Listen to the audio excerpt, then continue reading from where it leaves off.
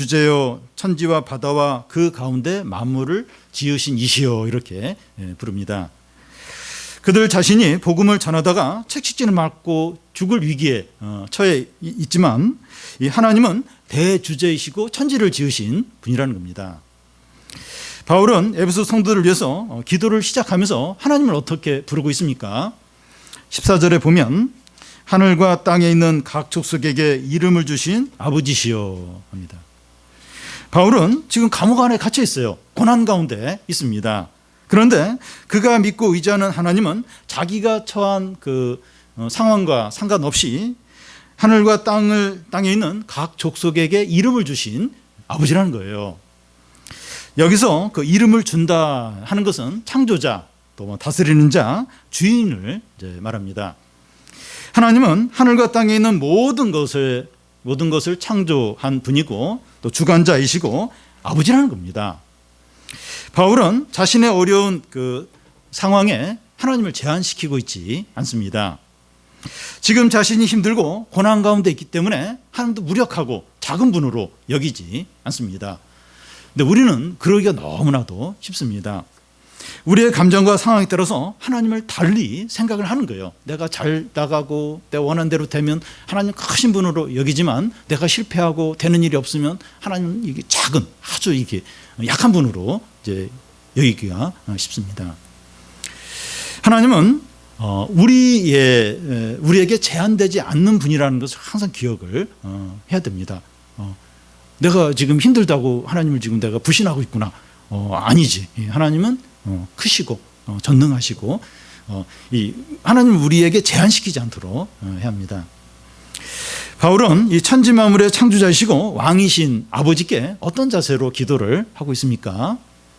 15절 끝에 보면 무릎을 꿇고 비노니, 이 무릎을 꿇는다고 하는 것은 간절함과 또 경외함과 진지함과 겸손함을 보여줍니다. 하나님을 간절하게 경외하는 자세로 이제 기도하고 있습니다. 우리들이 이제 기도를 할 때 여러 자세로 이제 기도합니다. 의자에 앉아서 하기도 하고, 또 책상다리 하고 기도하기도 하고, 걸어가면서 또 누워서 기도를 하기도 합니다. 그런데 이 기도를 어떤 자세로 하느냐보다 하는 게 더 중요한 게 어떤 마음으로 하느냐 하는 겁니다. 기도하는 자세가 다양할 수 있지만 중요한 것은 경외심과 진지함과 겸손함으로 기도하는 겁니다. 우리가 이런 마음으로 기도하면 어떤 자세로 기도하더라도 하나님이 기쁘게 받으세요. 다 받으십니다. 그런데 이 경박함과 형식적으로 기도하면 하나님 안 받으세요. 안 받으십니다. 하나님이 그 기도를 듣지 않으십니다. 다음은 이제 기도의 제목들입니다. 우리가 가장 친한 사람이나 사랑하는 사람이나 가족의 생일이 맞았을 때 어떤 선물을 할까 고민합니다. 그에게 가장 필요하고 좋은 것을 선물하려고 합니다. 바울은 에베소 성도들을 너무나 사랑합니다. 그래서 그들에게 이제 하나님 말씀을 전하는데 가장 놀랍고 영광스러운 말씀을 전합니다. 그런데 바울은 그것으로 충분하게 여기지 않고 그들을 위해서 기도합니다. 그들에게 가장 필요한 기도 제목이 뭘까 고민을 하면서 기도합니다. 그 당시 에베소 성도들은 천국에 사는 것이 아니라 오늘 우리처럼 똑같은 세상에 살아가고 있었습니다. 그들에게도 먹고 사는 문제, 자녀 교육 문제, 주택 문제, 취업 문제, 재난들이 있었습니다. 바울은 에베소 성도들의 상황과 필요를 너무나 잘 알고 있었습니다. 그럼에도 바울은 그들을 위해서 간절하게 기도하는 게 뭡니까? 그들 너무 사랑해요. 그래서 막 그들을 위해서 뭘 기도해야 될까 고민하면서 기도하는 게 뭡니까? 영적인 것들입니다. 그들 각 사람에게 있는 속사람이 강건하여지고 그리스도가 그들 안에 거하시고 그리스도의 사랑을 알아서 하나님의 충만함을 누리도록 기도합니다. 그들의 어떤 육신적인 필요, 어려운 상황 이런 거 일체 기도를 안 해요. 보면 육체적인 어려움들 이런 거 전혀 기도하지 않습니다. 바울이 이렇게 하는 이유는 그들의 육신적인 필요나 어려운 상황이 중요하지 않다. 나는 관심이 없다. 그걸 말하는 게 아닙니다. 그들에게 더 중요하고 더 우선적인 게 무엇이냐 하는 겁니다. 그 지금 힘들고 경제적으로 어렵고 몸이 아프고 안다는 거예요. 그거 너무 안다는 거예요. 근데 그것보다 더 우선적이고 더 중요한 게 있다는 거예요. 그게 뭐냐 하는 겁니다. 오늘 우리에게도 더 우선적이고 간절한 것은 육신적인 것보다도 영적인 필요들입니다. 눈에 보이는 것보다 보이지 않는 게 훨씬 더 중요합니다. 우리가 코로나19를 통해서 여러 가지 이제 깨닫는 것이 있는데 그 중에 하나가 이 세상의 대단한 것들, 눈에 보이는 것들이 얼마나 일시적이고 허무한가 하는 겁니다. 특히 선진국이라고 하는 제일 최고로 복지나 또 국민소득이 높는 미국, 영국, 프랑스 이런 나라들이 그냥 그렇게 무너져 버리고 모든 게 마비가 되고, 그러니까 이 눈에 보이는 게 얼마나 일시적이고 허망한가 하는 것을 우리가 느끼게 되죠. 그래서 보이지 않는 것이 보이는 것보다 훨씬 더 중요합니다. 보이지 않는 것이 잘 될 때 보이는 것도 잘 되죠. 그때 이제 잘 되게 됩니다. 하나님과의 관계와 믿음이 좋을 때 이 모든 것이 형통하게 돼요. 모든 것에 하나님의 복이 있게 됩니다. 바울이 에베소 성도들을 위해서 이제 기도를 하는데 첫 번째 기도 제목이 뭡니까? 16절을 보면 그의 영광의 풍성함을 따라 그의 성령으로 말미암아 너희 속사람을 능력으로 강건하게 해달라는 겁니다. 바울은 너희 속사람이 강건하게 해달라, 강건하게 되기를 가장 먼저 기도합니다. 이 속사람은 겉사람과 반대입니다. 이 고린도후서 4장 16절에 보면 우리의 겉사람은 낡아지나 우리의 속사람은 날로 새로워진다고 말합니다. 이 겉사람이라고 하는 것은 육체적인 모든 것을 말합니다. 불신자들은 겉사람만을 가지고 있습니다. 육체적인 건강과 외모와 사회적인 지위와 재산과 학벌 이런 게 이제 다 겉사람에 포함됩니다. 불신자들에게 이런 것들이 결정적이에요. 이게 이제 모든 것입니다. 연봉이 얼마나 되느냐, 직업이 뭐냐, 건강하냐, 재능이 뭐냐, 이게 이제 믿지 않는 사람들에게는 이게 전부입니다. 그런데 우리는 그리스도 안에서 거듭난 속사람이 있습니다. 이 속사람이라고 하는 것은 하나님께 반응하는 새로운 자기를 말합니다. 그리스도인들에게는 속사람이 있어요. 우리 안에 있는 믿음과 선한 열심과 성령의 열매들, 예를 들어 사랑과 겸손과 인내와 온유와 자비와 소망, 이런 것들이 다 속사람에 속합니다. 여러분, 우리 안에 이 속사람이 있다는 것을 언제 가장 의식을 하게 됩니까? 우리 믿는 사람 안에 속사람이 있다고 하는데 언제 우리가 우리 안에 있는 속사람을 이렇게 의식을 제일 잘 하게 됩니까? 고난이나 질병이나 위기 가운데 있을 때입니다. 성도는 그런 때 낙심하거나 두려움에 사로잡히는 것이 아니라 소망과 기쁨 가운데 쇠임이 솟아요. 쇠임이 생깁니다. 바울이 감옥 안에 있지만 조금도 낙심하거나 절망하지 않고 그의 영혼과 내면은 이 감옥 밖에 있는 사람들보다 더 능력 있고 더 풍성했습니다. 그 이유는 바울 안에 있는 속사람이 강건했기 때문입니다.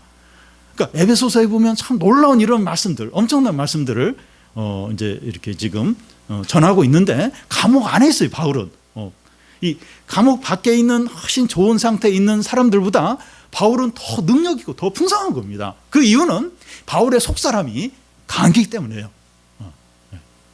그렇기 때문에 이렇게 할 수 있는 거죠. 성도는 나이가 들수록 겉사람은 낡아요. 점점 쇠약해지지만 속사람은 더 강해집니다. 여러분, 우리의 어려운 상황 보면 절망하고 불행할 수밖에 없습니다. 그런데 다시 소망을 갖고 그 자리에서 일어나고 어려움을 감당할 수 있는 이유는 속사람이 강건하기 때문입니다.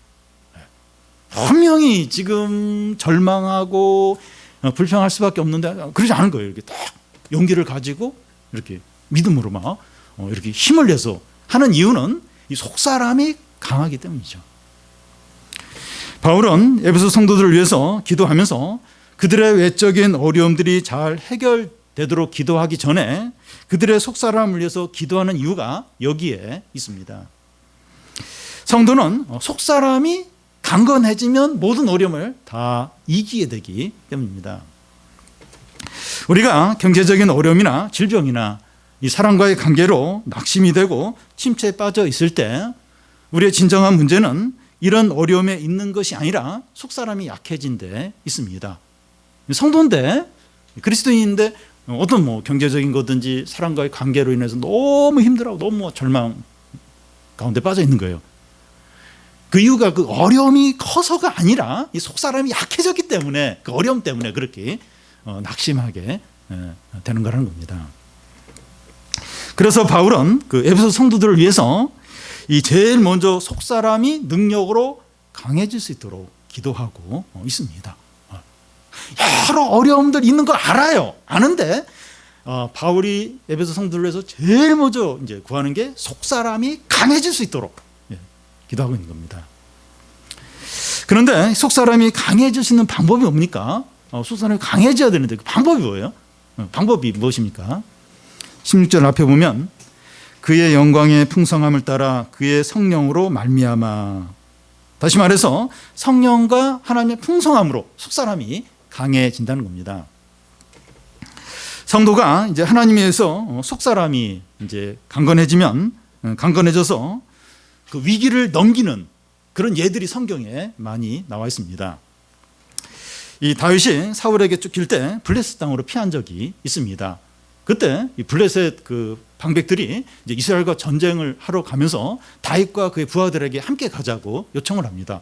그래서 함께 이제 이렇게 그 출전을 했는데 중간에 이제 블레셋 방백들이 다윗과 그의 부하들을 데려가지 말자고 이야기를 해서 다시 이제 돌아오게 되는데, 다윗과 그의 부하들이 그릴라라는 곳에, 자기들이 머무는 곳에 돌아와 보니까 아말렉 사람들이 이렇게 그 침입을 해서 그의 가족들 재산들을 다 빼앗아가고 집들도 다 불태워 버렸습니다. 이 다윗의 부하들이 너무 낙심이 되어서 돌을 들어서 다윗을 치려고 하는 겁니다. 그때 다윗은 너무 낙심이 되고 두려워했는데 성경에 보면 다윗이 하나님을 힘입어 새 힘을 얻었더라, 그렇게 되어 있습니다. 다윗 안의 속사람이 하나님에 의해서 강해진 겁니다. 그래서 다윗은 그의 부하들을 이끌고 아말렉 사람들을 추격해서 가족들을 또 재산들을 다시 되찾아 오게 됩니다. 또 하나의 예는 삼손이 나기타피어로 블레셋 사람을 1,000명을 쓰러뜨리고 나서 지쳐요. 너무나 이제 지치게 됩니다. 그래서 곧 쓰러질 그런 상황이에요. 블레셋 사람들은 다윗이 쓰러지면 바로 달려들어서 죽이려고 기다리고 있습니다. 그때 다윗이 하나님께 부르짖어요. 그러자 땅에서 샘이 터져나오면서 물이 나오게 되는데 삼손이 그 물을 마시면서 새 힘을 얻습니다. 하나님께서 다윗의 속사람을 강하게 하신 겁니다. 여러분, 우리의 속사람이 강해지는 것은 우리의 의지나 결심이나 훈련으로 되지 않습니다. 또 공부를 많이 했거나 똑똑하거나 재능이 있다고 해서 속사람이 강해지는 게 아닙니다. 16절 중간에 보면 그의 성령으로 말미암아, 성령을 통해서 속사람이 강해집니다. 우리가 성령을 구하고 성령 충만할 때 우리 속사람이 강해져요. 강해집니다. 성령으로 우리 속사람이 강해질 때 외적인 조건이나 상황에 매이지 않고 다 이기게 돼요. 성도는 그래요. 성도는 이 속사람이 강해지면 어려움들, 또 힘든 상황들 거기 안 매여요. 다 이깁니다. 다. 결국은 다 감당을 하게 됩니다. 우리의 속사람이 강해질 때 다윗처럼, 삼손처럼, 바울처럼, 예수님처럼 살게 됩니다. 예수님이 속사람이 엄청나게 강한 분이에요. 바울도 속사람이 강하고, 우리 속사람이 강할 때 예수님처럼 살게 됩니다. 그래서 무엇보다도 우리의 속사람이 강해지도록, 지금 상황이 좀 이렇게 나아지고 뭐가 좀 채워지고, 물론 이제 그것도 필요한데 제일 우선적으로 우리에게 가장 필요한 것은 이 성령으로 내 속사람이 강해지도록 그걸 제일 먼저 구하는 겁니다. 그러면 예수님처럼, 다윗처럼, 삼손처럼 그런 엄청난 용기와 담대함으로 모든 걸 감당하게 되죠. 바울의 두 번째 기도 제목은 그리스도께서 에베소 성도들 마음 안에 거하시도록 하는 겁니다. 17절을 보면 믿음으로 말미암아 그리스도께서 너희 마음에 계시게 하시옵고, 바울은 에베소 성도들 마음 안에 그리스도가 계시게 해달라고 기도합니다.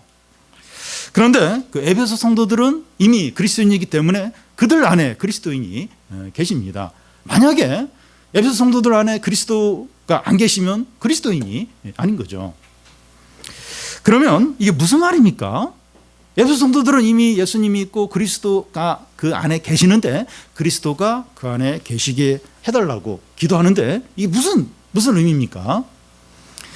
이 문제에 대한 해답은 계시게라는 헬라 단어의 의미를 보면 그 해답이 나옵니다. 이 계시게라는 헬라 단어의 의미는 오랫동안 거처를 정하고 사는 것을 의미합니다. 잠시 머물다가 떠나는 것이 아니라 거처를 정하고 오래오래 이제 사는 겁니다. 그 여행객이 하루 이틀 머물다가 떠나는 그런 것이 아니라 자기의 소유의 집처럼 다시 옮기지 않고 오래오래 사는 것을 의미합니다.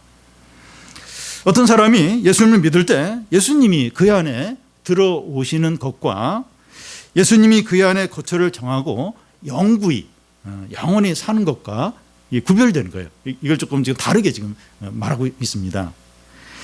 에베소서 성도들 안에 그 예수님이 계신 것과 예수님이 그들 안에 정착해서 영원히 사는 것을 지금 이렇게 구별해서 지금 말하고 있습니다. 그리스도가 너희들의 마음의 거처를 정하고 인격적으로 교제를 나누고 영원히 함께 사시도록 기도하고 있습니다. 예수님을 더 실제적으로 느끼고 그의 사랑과 은혜를 누리고 영원히 동행하며 살게 해달라고 구하고 있는 겁니다. 그러니까 예수님 믿을 때 예수님이 들어오세요. 그거 하고 예수님이 영원히 함께 이렇게 거하시면서 사는 건 다르다는 거예요. 그러니까 그 들어오셔서 영원히 그 에베소 성도들 안에 함께 거하시면서 살게 해달라고 그걸 기도하고 있습니다.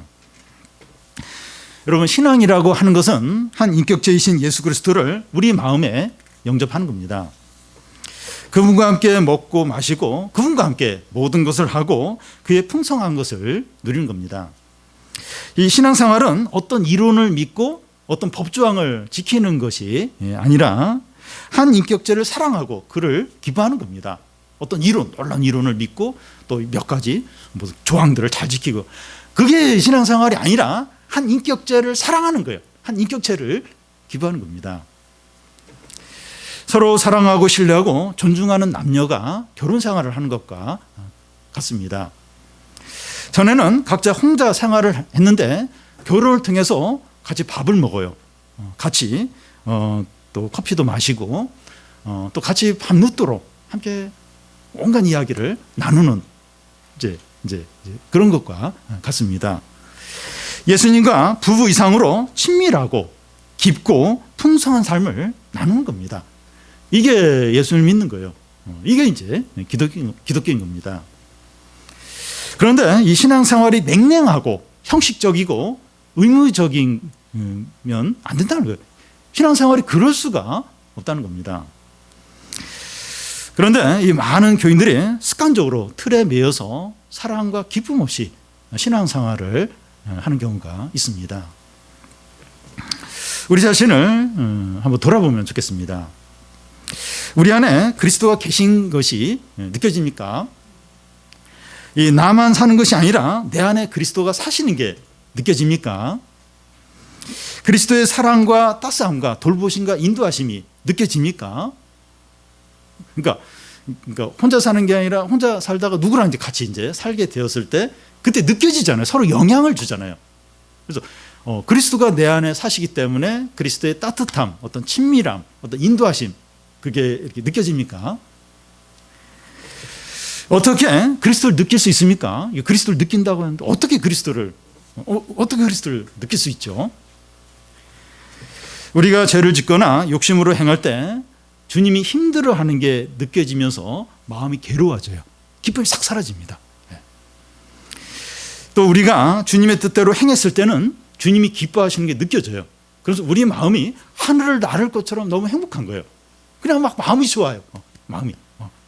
내 안에 계신 주님이 기뻐하시는 게 느껴져요. 그러면서 그냥 뭔지 모르게 그렇게 행복한 거예요. 마음이 평안하고, 또 우리가 속으로 기도할 때 주님이 들으시고 응답하시고 인도하시는 게 느껴져요. 느껴지는 거예요. 주님이 내 기도를 들으시는구나, 응답하시는구나, 반응하시는 거예요. 그게 이제 느껴져요. 말씀을 묵상하고 기도할 때 주님이 친밀하고 가깝고 신실하게 느껴지는 겁니다. 특히 이 말씀을 듣거나 읽고 기도할 때 하나님 아주 친밀하게 가깝게, 참 하나님이 신실한 분이구나, 이게 막 이게 느껴지는 거죠. 우리가 항상은 아니더라도 주님이 이런 식으로 좀 느껴집니까? 이런 식으로 좀 주님 좀 느껴집니까? 그러면 예수님이 우리 안에 거처를 정하고 영구히 계시기 위해서 필요한 것이 무엇일까요? 주님 우리 안에 영구히 이렇게 계셔야 되는데, 그러기 위해서 필요한 거, 그렇게 되려면 어떻게 그러고 싶은데 그러면 어떻게 해야 됩니까? 17절 앞에 보면 믿음으로 말미암아 그리스도께서 너희 마음에 계시게 하시옵고 하는데, 믿음입니다. 믿음이 회복되어야 합니다. 하나님의 말씀을 들을 때 믿음으로 반응하고 예수 그리스도가 나의 구원자이고 나의 주인이고 나의 왕으로 믿는 거예요. 주님이 내 죄를 위해서 십자가에 죽으시고 부활하심으로 내 죄가 용서가 되었고 하나님의 자녀가 되었다. 이게 믿는 거예요. 이걸 믿는 겁니다. 그러면 예수 그리스도께서 우리 마음에 들어오셔서 거처를 정하시고 우리와 영구히 함께 거하십니다. 그래서 제일 우선적인 것이 우리의 약해진 믿음이 회복이 되는 거예요. 믿음. 그러니까 이 말씀을 들을 때 믿음으로 반응하고 예수 그리스도가 믿어지고, 그럴 때 주님이 우리 안에 거처를 이렇게 하시면서 함께 모든 것을 나누시기 때문에 우리에게 제일 필요한 게 믿음이 회복입니다. 믿음이 새로워지고 믿음이 좋아지는, 이게 제일 우리에게 필요합니다. 여러분, 우리의 믿음을 통해서 예수 그리스도가 우리 마음에 거하실 때 기쁨이 있고 풍성하고 능력이 생깁니다. 다른 거 달라진 게 없는데 믿음이 회복이 되니까 예수님이 딱 거하시는 게 느껴져요. 그러면 기쁨이 있어요. 풍성해요. 능력이, 힘이 이제 생기게 됩니다.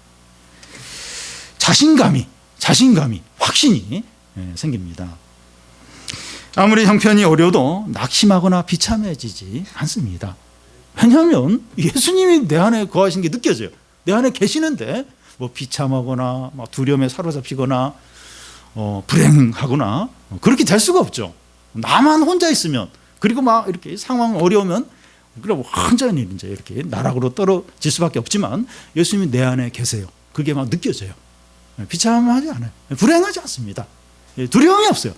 자신감과 용기가 확 우리 안에 생기게 되죠. 바울이 기도하는 세 번째는 그리스도의 사랑을 아는 겁니다.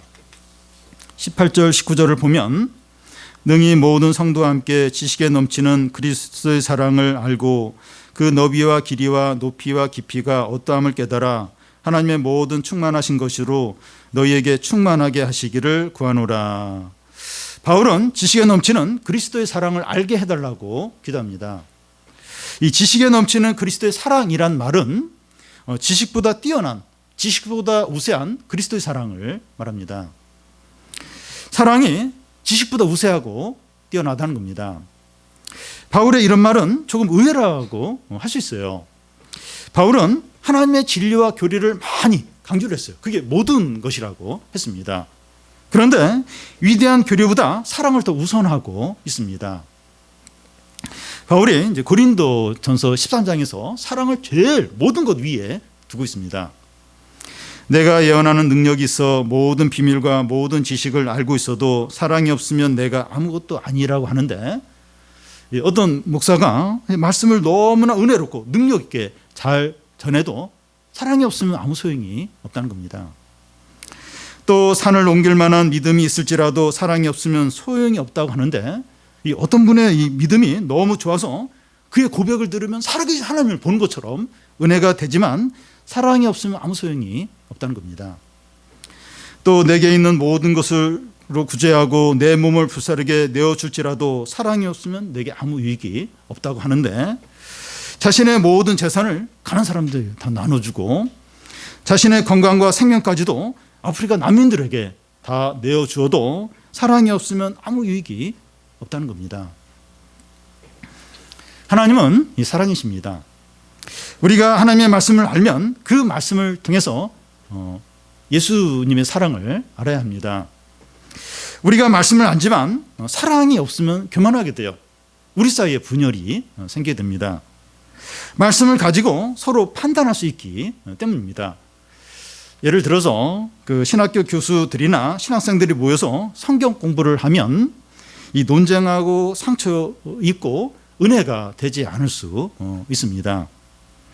이 말씀은 많이 알지만 사랑이 없을 수 있기 때문입니다. 부모가 이 말씀만 알고 사랑이 없으면 자녀들을 정죄하고 상처를 줄 수 있습니다. 아예 말씀을 모르는 부모보다도 오히려 더 말씀을 모르면 그냥 자녀를 그대로 그냥 이렇게 양육할 수 있는데, 이 말씀을 많이 알면서 이 사랑이 없으면 그 말씀 가지고 정죄하는 거예요. 그리고 막 상처를 주고 고통을 줄 수 있습니다.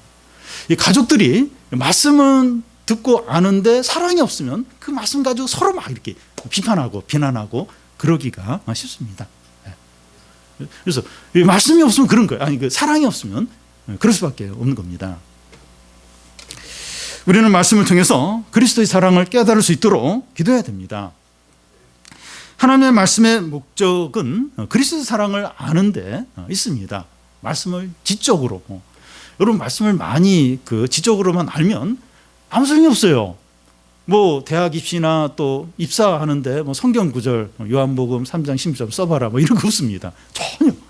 이게 이 하나님 말씀 목적은 그리스도의 사랑을 아는데 이제 있습니다. 말씀을 전보다 더 알지만 사랑이 점점 작아진다면 머리만 커진 이 짱구와 같게 됩니다. 비정상적인 그런 상태가 되어버리죠. 들은 말씀이 사랑으로 전환이 돼야 돼요. 여러분 바리새인이 다른 어떤 사람이 아니라 이 말씀을 아는데 사랑이 없으면 바리새인이 되는 겁니다. 너무 이제 사람들에게 어떤 고통과 상처와 아픔을 줄 수가 있는 거예요. 그래서 이 말씀이 다 사랑으로 이 사람과의 관계에서 사랑으로 표현이 되도록 해야 합니다. 우리가 이 그리스도의 사랑을 어떻게 알아가야 합니까? 이제 그리스도의 사랑을 알아가야 되는데 어떻게 알아가야 합니까? 19절을 보면 그 너비와 길이와 높이와 깊이가 어떠함을 깨달아 알아가야 합니다. 이 폭과 길이와 높이와 깊이가 무엇을 말합니까? 높이, 깊이, 폭, 이게 뭐예요? 입체적인 것을 말합니다. 이 3D를 이제 말합니다. 이 3D TV하고 일반 TV하고 차이점이 무엇이죠? 눈으로 직접 보는 것처럼 생생하고 입체적으로 이제 느껴지죠. 전에 이제 3D TV를 광고하면서 어떤 이제 주의 사항을 이야기하는가 하면 임신부들이나 노약자들은 이렇게 주의하라는 겁니다. 그러니까 보는데 너무 리얼하고 생생하게 느껴지니까 잔인한 이런 장면이 너무 큰 충격이 될 수 있다는 거예요. 그만큼 이제 3D는 이제 생생하고 리얼하죠. 그런데 그리스도의 사랑을 입체적으로 실제적으로 느낀다는 것은 어떤 면에서 불가능합니다. 그리스도의 사랑은 너무나 풍성하고 무한하고 충만하기 때문이죠. 여러분 그리스도의 사랑과 은혜를 어떻게 숫자로 도표로 표현할 수 있겠습니까? 불가능하죠. 그 사랑과 은혜가 너무 충만해요. 너무나 풍성합니다. 그래서 뭔가 도표로 또 형상화나 이런 것이 불가능합니다. 그럼에도 불구하고 말씀을 통해서 그리스도의 사랑을 실제적으로, 입체적으로, 구체적으로 알려고 기도하라는 겁니다. 여러분, 경건한, 신앙이 경건한 그런 인물들을 보면 이분들이 이제 하나님의 은혜와 그리스도의 사랑을 깊이 이제 깨닫고 나서 고백하는 게 뭡니까? 나는 그 은혜와 사랑에 이 바닷가 해변가에서 발목 정도 잠길 정도로 조금 이제 깨달았다고 이제 고백합니다. 성경을 100번 이상 읽고 성경 전체를 다 설교한 그 유명한 목사님이 하는 말씀이 나는 성경에 대해서 티끌만큼밖에 깨닫지 못했다고 말합니다. 매일 오전 내내 말씀 묵상과 기도로 보내고 자주 금식을 하고 예수님처럼 생활한 노본머리 맥체인 그 목사가 이제 그 우리 맥체인 성경 읽기 한 분 이분이 이제 그걸 이제 만든 건데 이 강단에 서서 이제 설교를 하려고 딱 서면 이 성도들은 예수님을 보는 것처럼 막 눈물을 흘리고 은혜를 받았다고 합니다. 그러니까 이 목사님이 얼마나 경건했는가 하면 설교를 하려고 딱 쓰면 벌써 막 교인들이 다 우는 거예요. 그냥 설교도 하기 전에 그냥 은혜를 받는 거예요. 그만큼 경건한 그런 목사님이었습니다. 근데 그가 이제 무슨 고백을 하는가 하면 나는 너무나 큰 죄인이고 내 안에 얼마나 큰 탐욕이 있고 얼마나 음란한지 모른다 하는 그런 고백들을 일기에 여러 번 이렇게 기록한 것을 볼 수 있습니다. 그러니까 그리스도를 알면 이렇다는 거예요. 이렇다. 얼마나 하나님의 은혜와 또 사랑이 얼마나 크고 나는 거기에 대해서 너무 조금밖에 모르고 그 앞에서 얼마나 큰 죄인인가 하는 걸 너무나 철저하게 깨닫는다는 겁니다.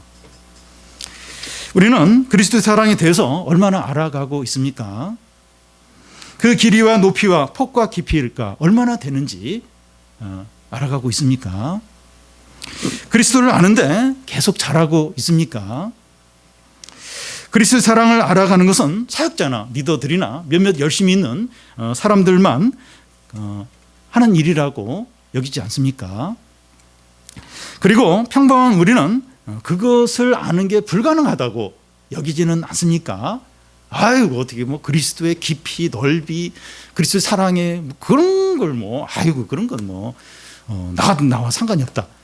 신앙이 좋은 몇몇 사람들 사역자나 선교사급의 그런 사람들만 이제 그렇게 아는 거 아닌가 그렇게 여깁니까? 성경은 절대 그렇게 말하지 않습니다. 18절 앞에 보면 능히 모든 성도와 함께 하는데 모든 신자가 그리스도 사랑의 길이와 넓이와 깊이와 높이를 알아갈 수 있다는 겁니다. 능히 충분하게 가능하다는 겁니다. 어린이뿐만 아니라 노인들이나 제대로 공부하지 않은 사람들도 그리스도의 사랑의 풍성함과 충만함을 얼마든지 능히 알 수 있다는 겁니다. 그리스도의 사랑을 아는 게 왜 필요합니까? 왜 우리가 그리스도 사랑을 알아야 됩니까? 그래야 욕심을 버리고 유혹을 거절하고 열정을 갖고 세상을 쫓아가지 않기 때문입니다.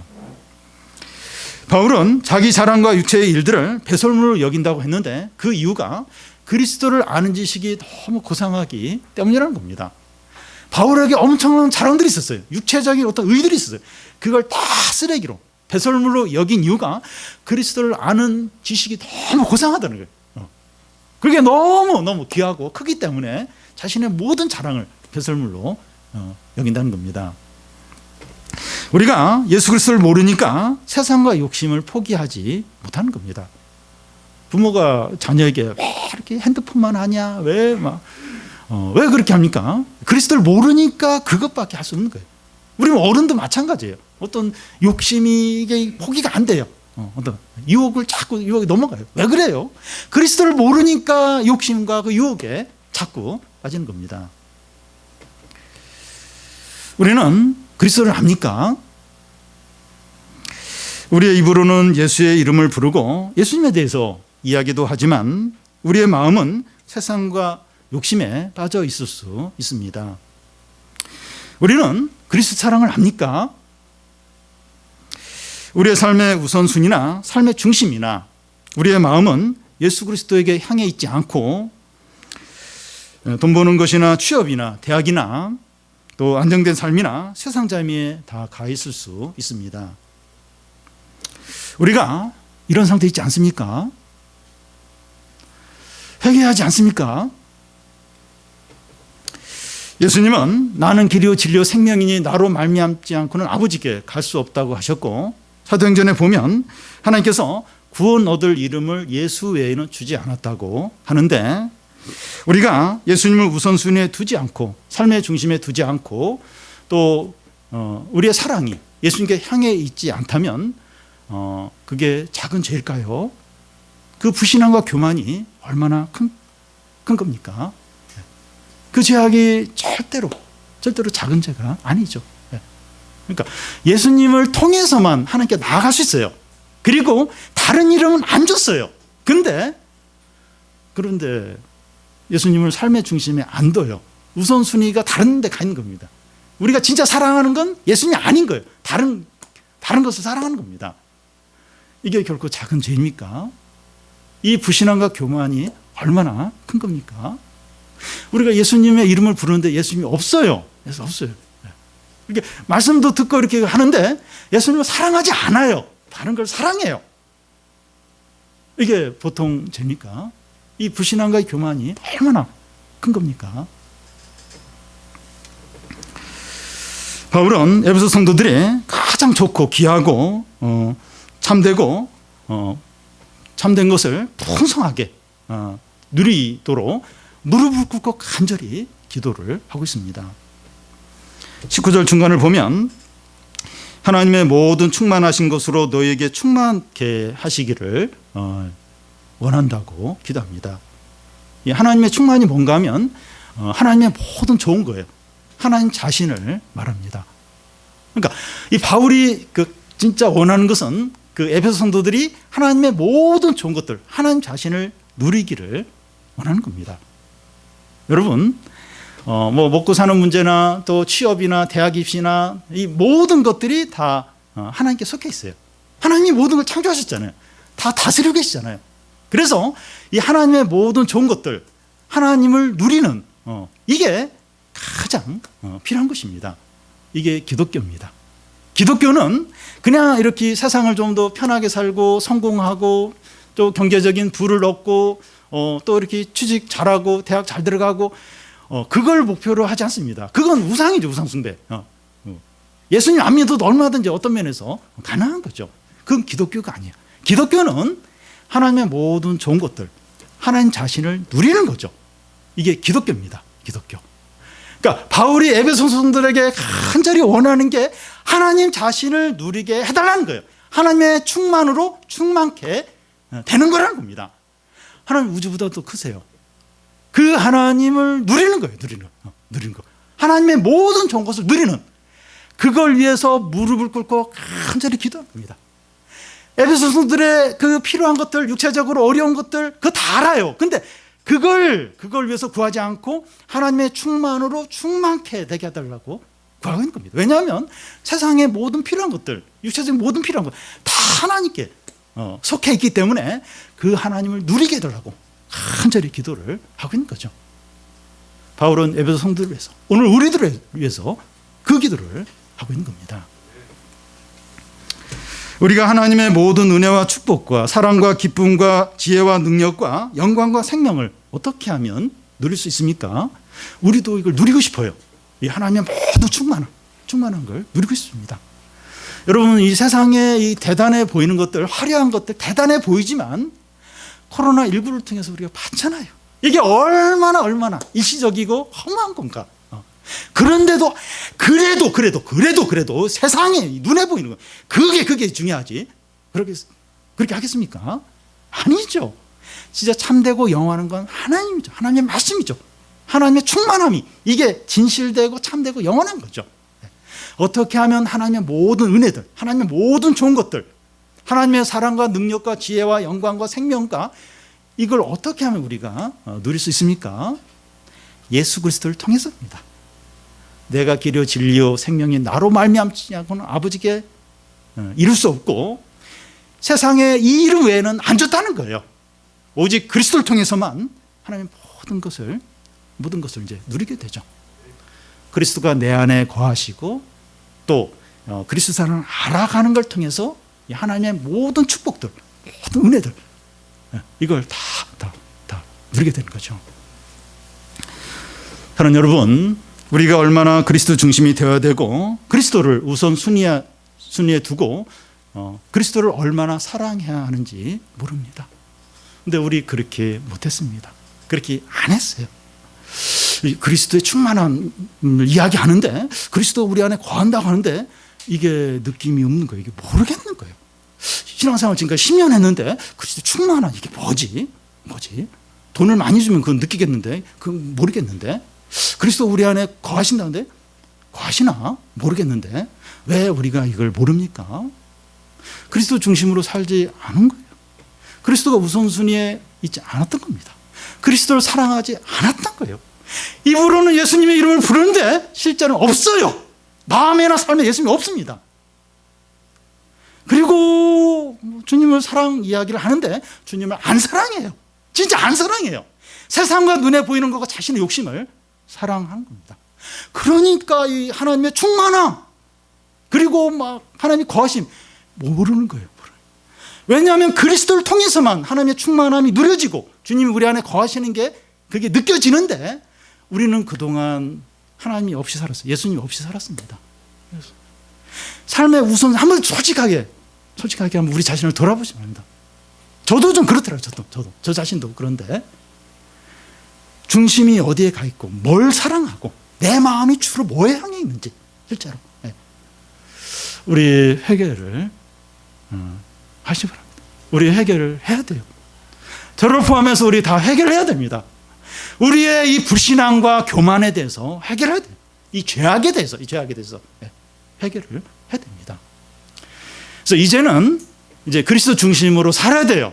그리고 예수님을 제일 우선순위에 둬야 됩니다. 그리고 전심으로 주님을 사랑해야 됩니다. 그동안 그렇게 하지 못했어요. 근데 이제는 왜냐하면 예수님을 통해서 이제 하나님이 모든 복을 주시고 예수님을 통해서만 하나님의 은혜를 누릴 수 있기 때문에 이제는 예수 그리스도 중심으로 예수님을 제일 우선순위에 그리고 온 마음으로 주님을 사랑해야 됩니다. 우리 그러지 못한 것에 회개하고 주님을 전심으로 사랑함으로 하나님의 충만함으로 충만케 되시기를 바랍니다.